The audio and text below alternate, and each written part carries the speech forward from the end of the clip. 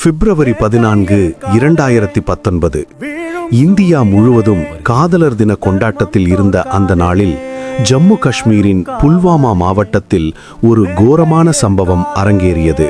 சுமார் 2500க்கும் மேற்பட்ட சிஆர்பிஎஃப் வீரர்கள் ஜம்முவிலிருந்து ஸ்ரீநகர் நோக்கி தங்கள் வாகனங்களில் சென்று கொண்டிருந்த போது மாலை 3:15 மணி அளவில் வெடிபொருட்கள் நிரப்பப்பட்ட கார் ஒன்று பாதுகாப்பு படை வீரர்களின் பேருந்து மீது மோதி பயங்கரமான தற்கொலைப்படை தாக்குதல் நடத்தப்பட்டது.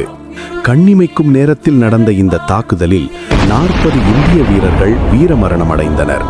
இந்த செய்தி தேசம் முழுவதும் பெரும் அதிர்ச்சியையும் ஆத்திரத்தையும் ஏற்படுத்தியது.